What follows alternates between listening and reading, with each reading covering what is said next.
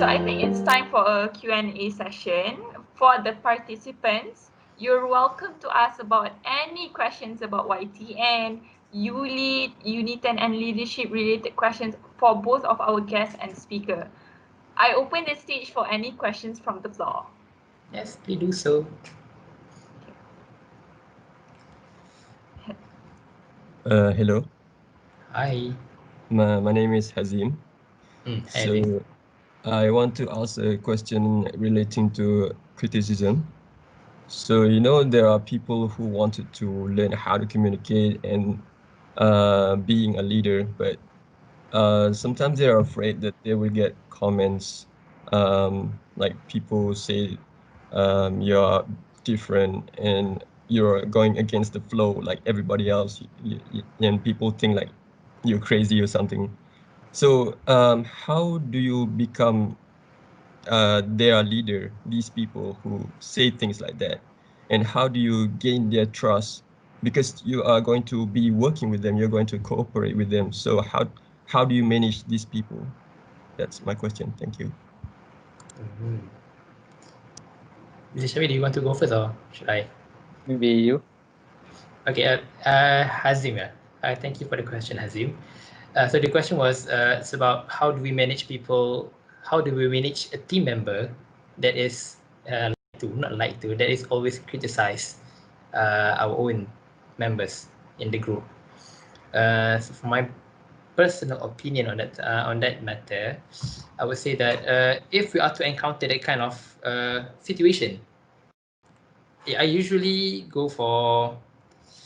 It's not that I It's not that I ignore the criticism or the people that we are dealing with.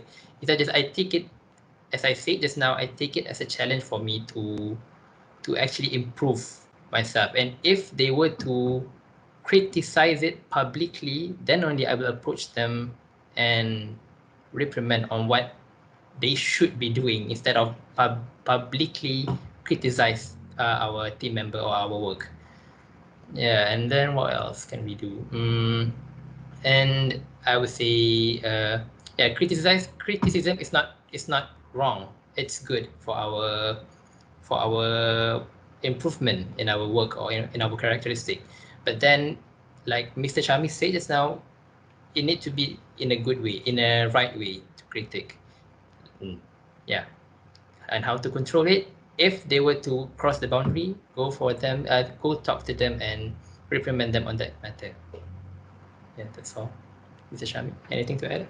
Okay, from my end, I will touch on, because as Hazim said, they will work with us, right? And then maybe they think that our idea or our solution is crazy. So Azim, I believe you can tell them, hey, look, please bear on this one. Please believe on me on this one, because he will be part of our team. So we need to let them know, give you a chance to do this one, even though people are saying crazy.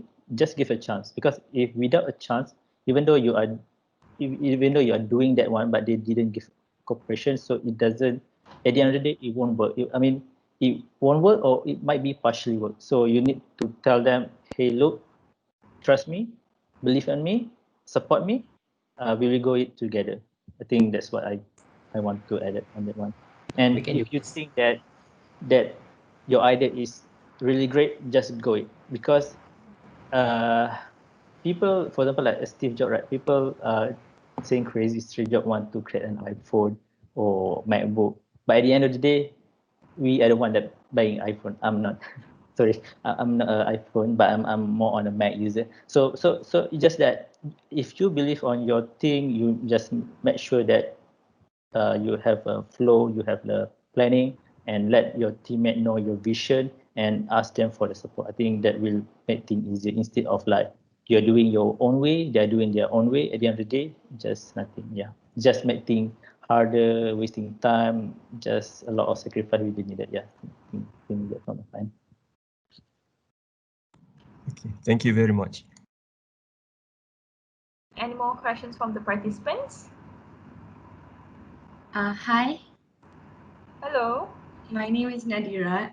I've been wanting to ask to Mr. Shahmi, do you believe that introvert people can change? Because they are known to be shy, and based on the talk you gave about radical interdependence, so how can introvert make this real? Like, is there a way for introverts to be interdependent? Well, thank you for your question. I do believe the introvert can be extrovert and vice versa. It just depends on how they are willing to open their heart, their mind. So I think that this is something that if you want to change, you can change. So in terms of like radical interdependent, which is so I believe you need to let maybe your friend or maybe your colleague or maybe your boss or maybe your leader, you might need to let them know, because sometimes the leader might not know that you are introvert. So you might need to tell them, or maybe if you're shy to talk directly, maybe you can email or have a conversation. Tell them that I'm introvert. I would like to to do like this one. Maybe you can ask them to give you a chance slowly, because this is not something that you can do like a big one. So maybe you can start with a small thing, small task that from introvert to extrovert, for example, like creating like a mini seminar, or creating like a discussion regarding like life, or maybe like of a subject. So this is a practice that you need to and don't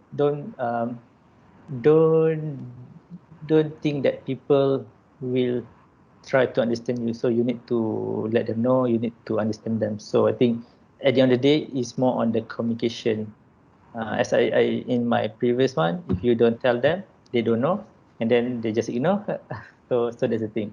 So I don't believe introvert cannot become the those skill, the radical interdependence. It's just a matter of what you want, then go for it. Maybe Haziq want to add on that one. No, nothing much. It's just, yeah, exactly the same like Mr. Shami said just now. That introvert can change to either ambivert or extrovert, because it's up to you. If you want to change, you can change. If you don't want to change, then be in your comfort zone. Yeah, that's all.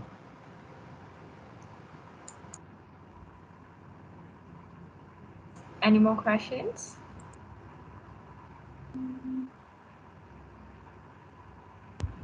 Hello. Hi. Okay, so good afternoon to the MC and honorable speakers. I have a question for Mr. Haziq Haikal. Yes. My question is, I think the hardest part of being a leader is when you are the leader among your friends. I mean, the people below you are your friends, the one you close with. So when your friends does something wrong, you sometimes don't have the guts to correct them, as you think it will affect your friendship. So Yeah. how do you deal with this? My question is, how do you deal with this? Okay. Thank you, Shakirin, for the question. Yeah, that's a good question. Personally, yeah, for my opinion, I would say that well, technically, I before this, I was able to encounter this kind of situation like many times, where my own team member is my own best friend, and he did some wrong.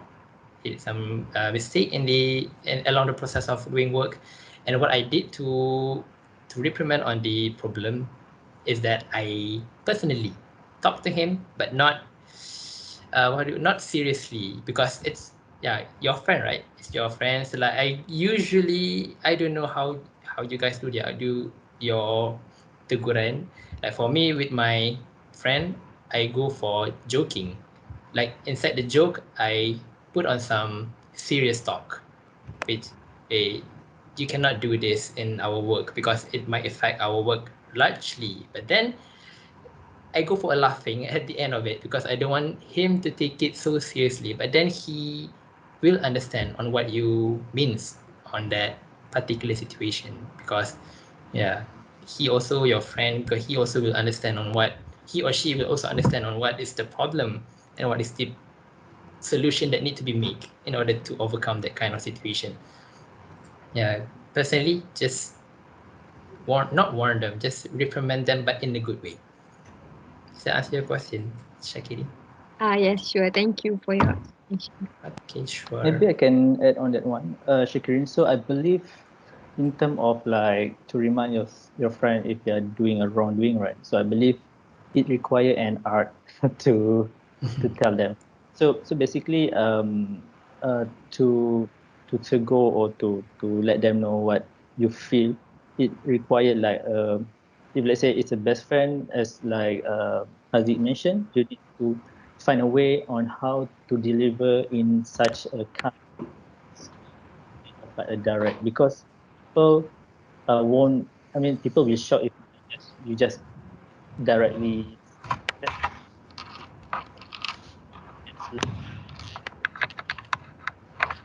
uh, discuss not a serious one. Thing it depend on the personality. So as long you don't just directly tell him that this is wrong, just to you need to do it like maybe multiple time. I mean like one slowly and slowly. Yeah. Yeah, it depend on on your own way, because you know your friend better than other, right? Like Yeah. if you know your friend, you know how to deal with them. Thank you for your opinion. Okay, any more questions? Any more questions from the floor? Many questions on the work related. Hello. Hello. My question is, as both Sir Shahmi and Sir Haziq have stated that a leader should have a good communication with the member. But how if a leader, members doesn't make any response, such as when I ask a question in the group and none of them respond to my question. So how am I dealing with this kind of people? Because end up they will respond on the day before the submission, and it will all be the last minute punya kerja. So Yeah, understood. Okay, thank you so much, Hadi, for the question. That is a really good question. If we are to see from the student perspective, I'm not sure from the working environment perspective. Okay, like from the student perspective, it really happens a lot of time where you would PM the group and blue tick is what you get.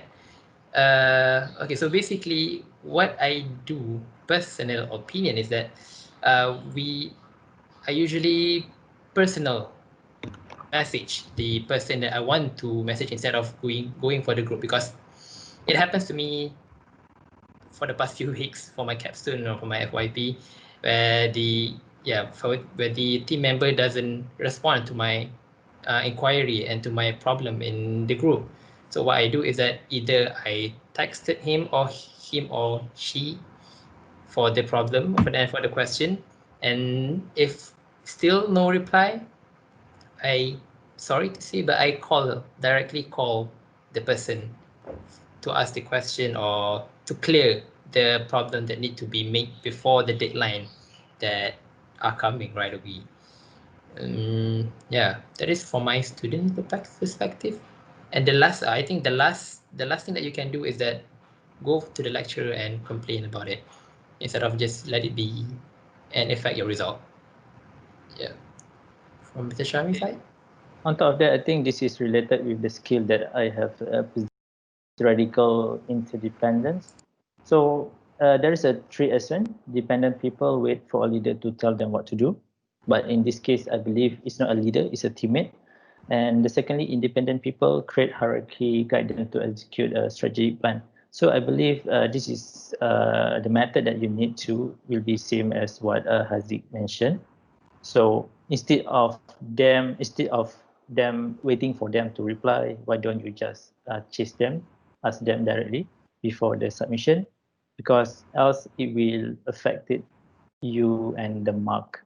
And I want to relate this with the real environment. For example, like if let's say you buy an online item, right?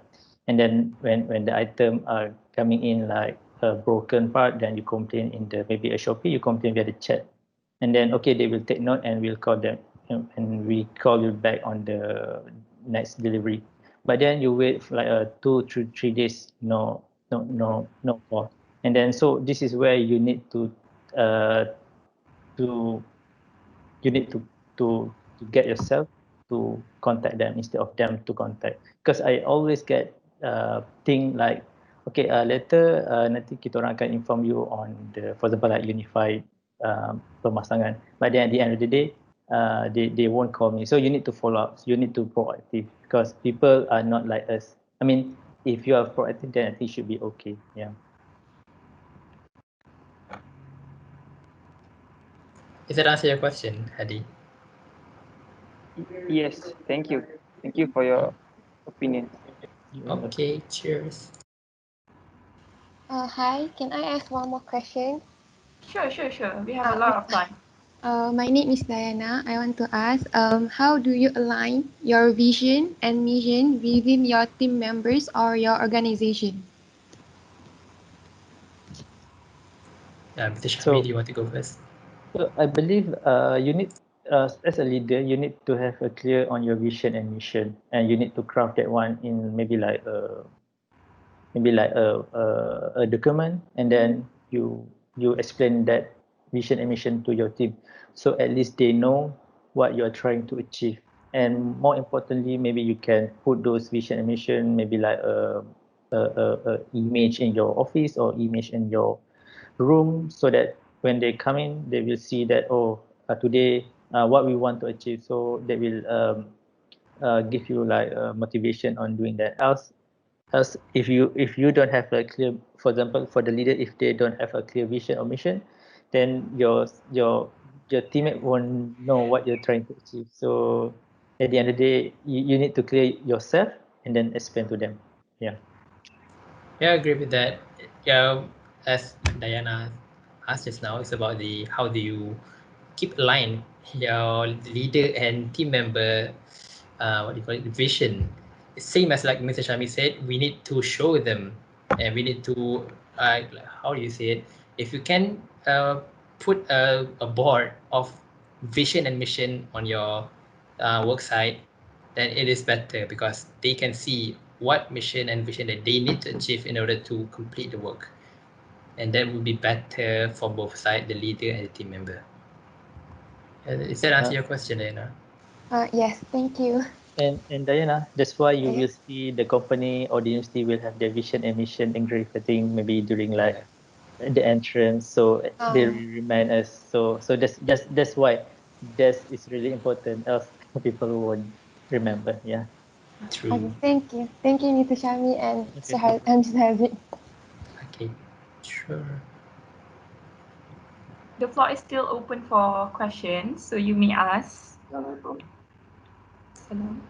Waalaikumsalam. My name is Muhammad Kalish, and my question is, how do we as a member of the group deal with a perfectionist leader? Oh, perfectionist leader. Mr.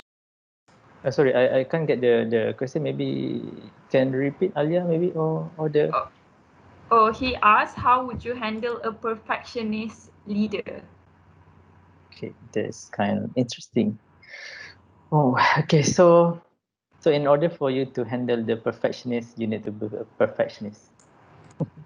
Well, yeah, you will encounter those kind of leader, but at least you need to give the best what you able to see. You can't do like a chincha as long the work been done. I mean, yeah, the task is simple. Maybe like you just need to bring a coffee to his desk, something like that.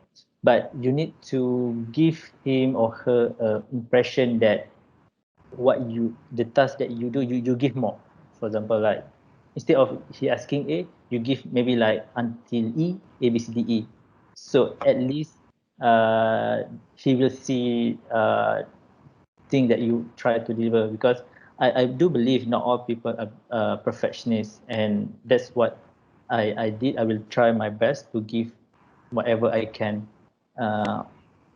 for them. Yeah.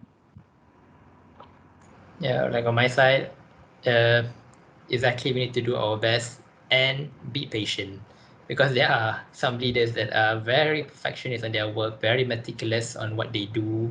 Simple mistake, being scolded, and what, for my opinion, what you need to do is that be patient and do your job properly, so that yeah, it can go align with the leader's need and requirement. Yeah, does that answer And your also, question? and Oh, also take note on what they are very particularly on.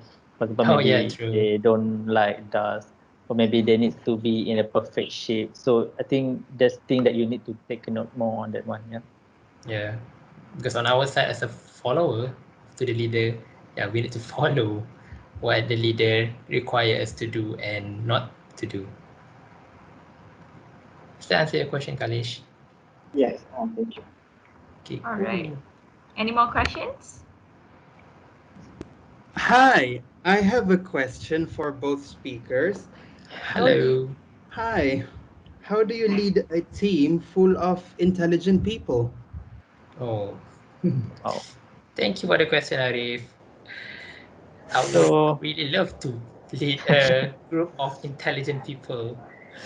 Yeah, all Mr. right. Shabi. So, in terms of intelligence, they will have like a very strict method or strict thing or way. So I believe here you need to align with them what your vision and mission, so at least they understand. Because I do believe it's very very difficult to handle those intelligent people instead of the normal, because they know, maybe they know better than you, but at least you need to tell them, hey, look, this is my vision, mission, or my plan. So what do you think that we can improve? So I believe this is where how you able to bring them together, blend them, so that it doesn't have like a separate or division between yourself and those intelligent. And if this able to blend them together, I think that will be a good combo, which is you can deliver more better, maybe in terms of product, maybe a more better services, better product or others. Yeah, that's what I think. Yeah. Yeah, because working with intelligent people, for me, it's really good because they know what to do and they know the responsibility of them in doing their work. You know, in the term of handling this kind of people, is that we, as Mr. Shami said just now, we need to clearly state our vision and mission so that they know what they are doing. Because the intelligent people, they usually they ask question and they question ourselves, the leader, as do we do the things right, or do we do things according to the plan that we have planned before. And in order to avoid this kind of question or what do you call it, assumption, we clearly stated our objective and our flow of program or activities, so that these intelligent people will cooperate and do their work at 100% working rate. Yep. Does that answer your question, Arif? Yes, definitely. Thank you. Sure. Welcome. Any more questions? We still have a lot of time, so you can just ask any questions. Hi, it's Hi. Nadira again. Hello, Nadia. Yeah, I just want to ask one last question. Mhm. As a leader, is it best to report someone who is considered the problem in a team to the management before or after you give notice to the person? Yeah. Thank you, Yeah. Nadira, for the question. Yeah. Thank you. So it's depend on what you intend to. If you intend to give a Fire smack them. to the team or fight, then you can go. You can tell before. Else you should do after, because you see, if you do before, right, it will give like impact to yourself, which I believe is on the skill system thinking. So maybe the people will will have a grudge on you because you didn't tell him at first place. Why you didn't tell him at first place? And we don't know, these people might have like maybe Problem. they will do something bad. So this is kind of implication, so you need to think, or you need to refer back to my system thinking, because it will cause like a ripple effect. So for me, it's better for you to go together, sit together, tell him or her the situation and what you like he or she to be, and to improve the thing. So it's better for us to have a talk first instead of jumping into the bandwagon. But I do believe some of the bad leader, they just, okay, that's it. Maybe they have something that not satisfied with you, so they will go with the channel that I think is inappropriate. Even though if you are doing that one, that person, I believe you will be very angry, right? So just think what the action that you need to. But I believe it's better for us to discuss first. Yeah. Yeah, true. I agree with that. Thank you. Okay. Okay. Any more questions? Yeah, any question regarding anything? Can be about life, it can be about study, Yeah, can we be can about have a working environment. heart-to-heart session. Any more questions? No? Hello. I have another question. All right, sure. Yes, Azim. So, if you're working in a group or a organization, what if, let's say that one of the team members, when we ask the progress, that they say that they don't know how to do this, they don't know how to do their work. But what if there 80% of your team members are saying that, like, sure, if there is only one person, we can like sit down together and ask like what they don't know, and we can discuss with each other. But what if like majority of your team members, like they don't know how to do their work? Like they will, how are we going to advise them? Thank you.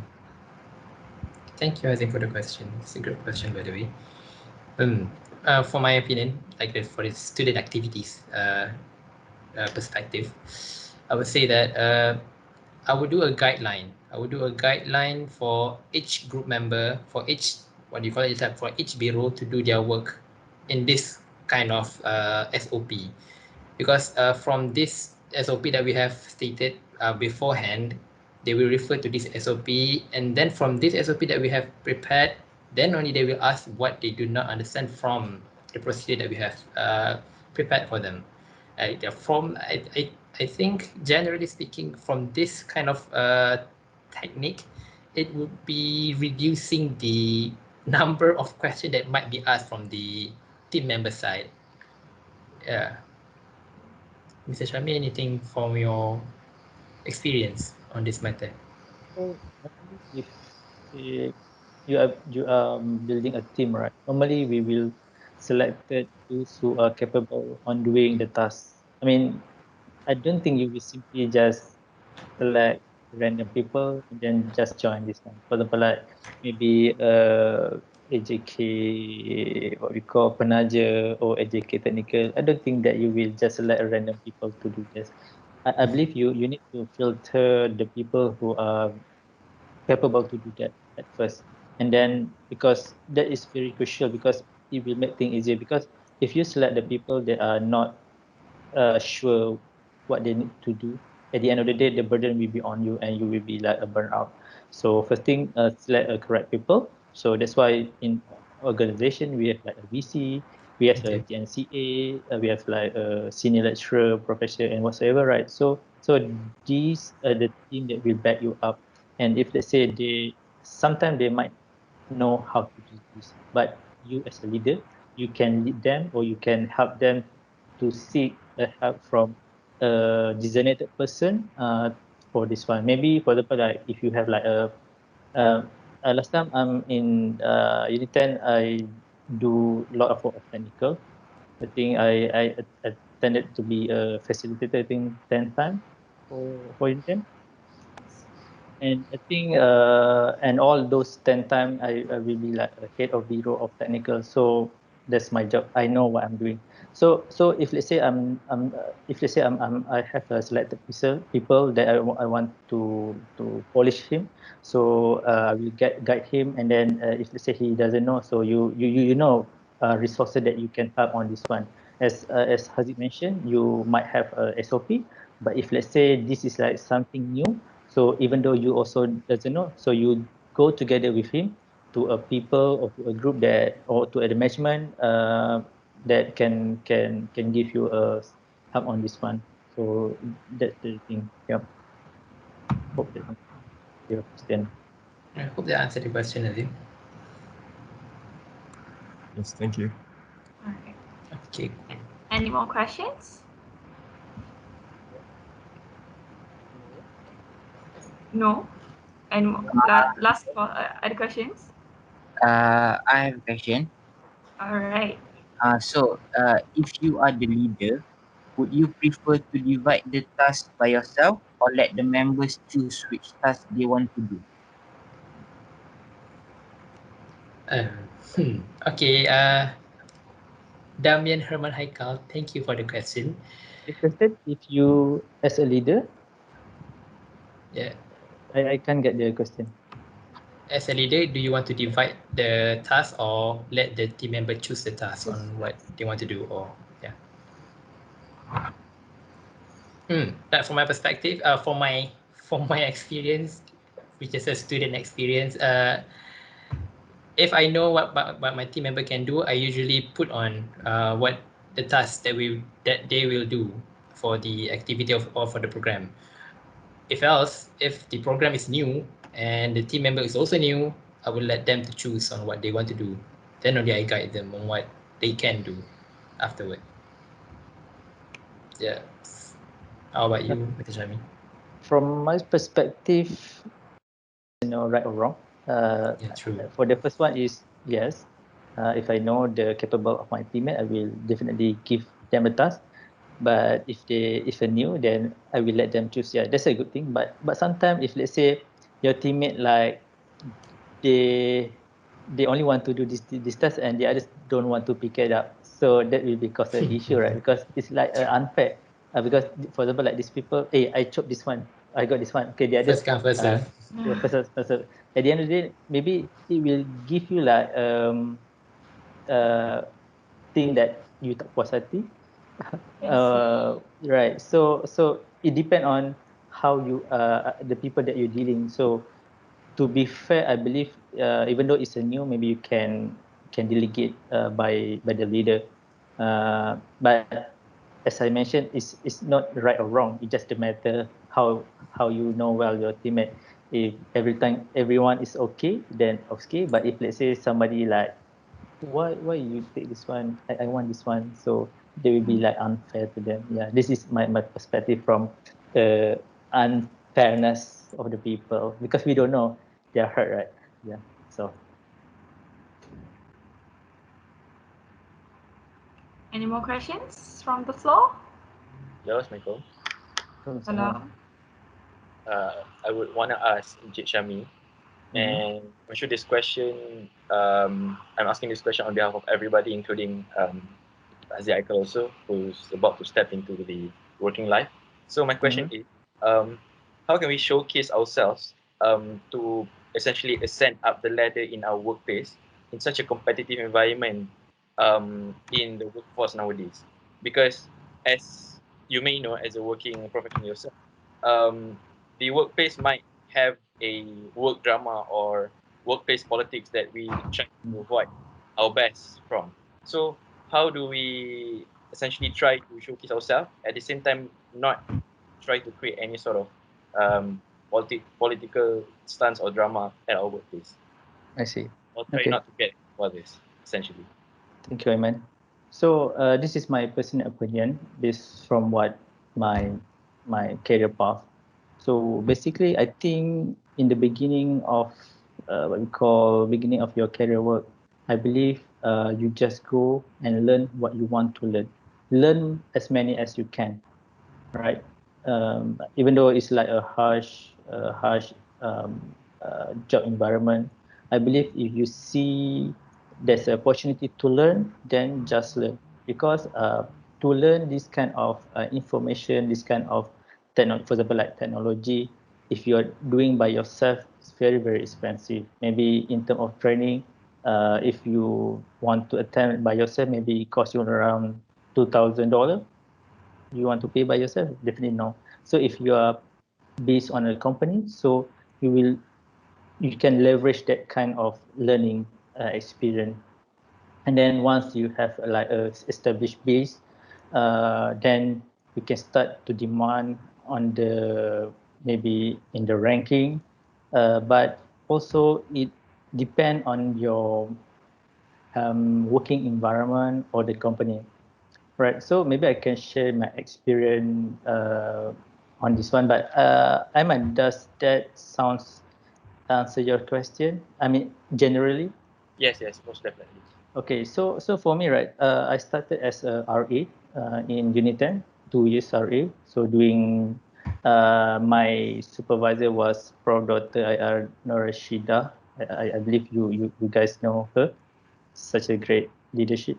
So I start as a RA 2 years, and during that time RA I think the salary around 1,800, and I think if 2 years because it's just a contract 1,800, and then I sometimes I feel like jealous with my colleague. 2 years they already have a car, maybe their salary around 2,000 plus 3,000, right? So I kind of like jealous on that one. But I do believe that I know my plan on that one because basically I'm electrical electronic engineering, but I end up as a IT guy. So it's kind of deviate, right? So after RA, since the grant is not there, so I jump into like a factory, Sony EMCS Bangi there. So I work as a software engineer. So basically, I debugging all the Blu-ray displayer. So during that time, I learned because I can't demand anything because as a RA, I think they just give me around 2,500 salary per month. So as a fresh grad because they don't treat RA as a experience. So I just okay. So I just start working on that one. I think around 1 hour of 1 year plus. So I feel that I already learned a lot of things in that factory, and I don't feel that factory is suitable for me because in factory, um, the hostel. I mean, it's like a boarding school. Have a come like 9, end up like 6, and in Japanese culture, the late you going out from the office is better, even though you didn't do anything. I mean, maybe just a small thing. So this kind of, and then if you are sick, everything will be, you need to come to the clinic in the factory. So I don't feel this kind of like a good thing for me to expand my skill. So then I joined Astro as a broadcast engineer. So it's a shift working, 8 hours, 7 a.m. to 7 p.m. Alternate. So from that one in the broadcast, I learned more on the broadcast component. So you see, from a factory into a broadcast, so it's kind of deviate field, right? But I do believe that I know I can learn something in different fields. So I went there, and in there a lot of things that I can learn, like a server, like a software automation. So I learned there. They send me for the training, which I believe the training will cost maybe 5,000 for certain training. So you can leverage on that one. And then after 3 year plus, then during that time, I also do a self learning on the Linux machine. So I'm not really interested in the coding, but I do interest in handling a server. So I learn Linux.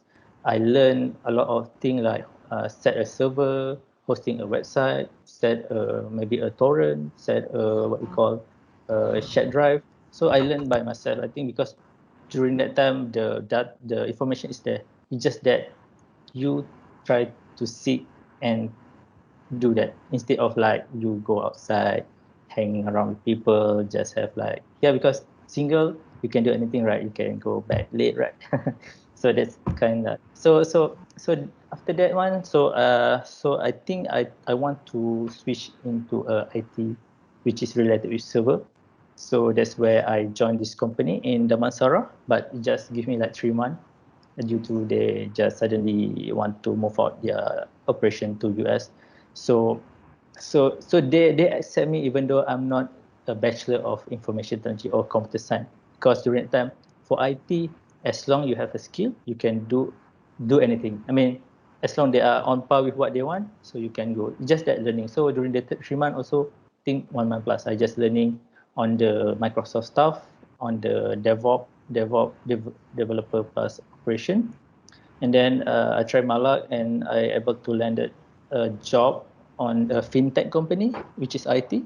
It's a DevOps engineer, IT also. So they are recognize my skill. These skills are not from university, but this skill is you nurture by yourself. You try yourself. So that's why as my first talk is about learning agility. You learn what how much that you can, because once you already have a family, it's kind of like hard to have a learn.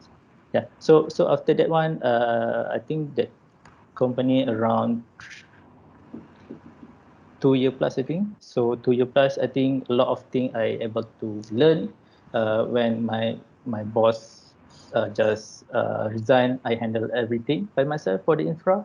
So that's an opportunity that you can't get, even though it's like challenging for you, because you are the only guy that company hope to handle the server of the entire software. So that's kind of like very, very good experience for me from that one. So I think I did learn a lot on that one. Then I think let's try to do something else. It's still the same in the IT field, but it's more on the consulting. So I joined a company. It's a consulting on the SAP. So the benefit of this one is you are working totally remotely from home. So your office is home, because this company in the UK, and I'm handling the Asia Pac. So most of the time I will deal with the customer from Australia, Philippines. So I try to learn how to be a consultant. So a lot of things happening there. So yeah, I think around 2 year, almost 2 years. So I think when when you think that the environment work is not very good, I mean, maybe you think that you want to move to a different working environment, then just think, okay, let's try a different field, which is IoT, Internet of the Things. So here I am. I think I just like 1 month plus to be in this position. So I enjoy, and I and on the answer that I give to you guys, this is where I can demand what I want. So I told them, okay, I want to work remotely from home, totally. But if they say there are needed for me to come to the office, then I can come, and they agree on this one. So here I am, and I believe this is. So I believe this is reflect with what I say. Learn whatever you can, as long as much, and once you have a big the base, and then you can demand. It doesn't matter on the ranking. I mean, if you're able to go for the ranking, then this is good. But you just on your satisfaction, actually. Yeah, I think you are on mute. So I think that's my short summary of my working experience. So I think hopefully it will able to give you overview on how the works. Because for me, my life goal is not work. My life goal is not working at the end of my entire life. My goal is to come up with a company, and this company will be able to help people. So that is my vision for my life. I don't think I will. I don't think I will work until pension. No, I do have other goals, which is build up a company with my friend or my best friend, and we enjoy the life. That's all. Yeah, enjoy your life. Thank you very much. I think that's the last question for today. So any last words from both of our speakers? From my side, I would like to advise all of you students, take advantage of the online class learning, because before this, we need to learn, like we need to really focus on class, which is physically in UNITEN. But now everything is recorded, everything is online, and everything is open book test, which means you can get a great advantage compared to seniors like Mr. Shahmi and me, myself. if we can get advantage of this kind of what do you call it? This kind of online learning style, then you can strive for better things in the future. Yeah, that's all from my side. Mr. Shahmi, any last words? From me, due to the challenging new norm, I believe you need to have more skill instead of what we learned from the short video clip, so that it will help you throughout the journey. Because this skill might not help you now, maybe in the future. So all the best, and hopefully my presentation able to help you on your journey, and wishing you all the best and good luck. Yeah. Oh yeah, since this is a leadership talk, so I would like to share one quote from Henry Ford, founder of Ford. You don't have to hold a position in order to be a leader. Is that because everyone is a leader? Yeah, that is all for me. Good luck, everyone. Thank you for inviting me. Thank you very much. Okay, so it has been a really great session with our speaker and our guests. Ladies and gentlemen, I hope you found this forum useful and eye-opening. I would like to extend our huge thank you on behalf of the committee and appreciation to Mr. Shahmi and Haziq Haikal, who have set aside their time to join us this morning and share with us a lot of experience as well as a few tips on becoming an effective leader. Now, all participants will be having their lunch break. Reminder to all, participants need to be here back in the main LOTF teams by 2:10 p.m. I repeat, you need to be back in the main LOTF teams by 2:10 p.m. It will be a great pleasure to have you return to this room on time. Please enjoy your lunch. And reminder for future leaders, for the evening slot, you need to open your camera. So please get yourself ready. Thank you very much and have a good lunch. Hey, Assalamualaikum. Salam. Yeah, thank you. Bye. Thank you, Alia and Aiman. Oh yeah, thank you both. Thanks for Thank you, inviting Mr. me. Shahmi. Thank you, Encik Yeah. Shahmi. Thank you, Encik Haikal. And I think if maybe I will send the slide in the PDF in case you guys need to. And in the slide, I also put my email address in case you might want to see on the career path or whatsoever. Maybe I can help whatever I can. Yeah. All right. Thank you very much, Mr. Shahmi and Haziq. So, Encik Shahmi, Thank you. Yep. can we add Yeah, you guys to the Telegram group, so that if Yeah, sure. any of the participants have any question, then they can just ask directly to Encik Yeah, Shahmi. sure. Yeah, no problem. No issue at all. All right. Thank you so much. All right. Thank you very much. Go.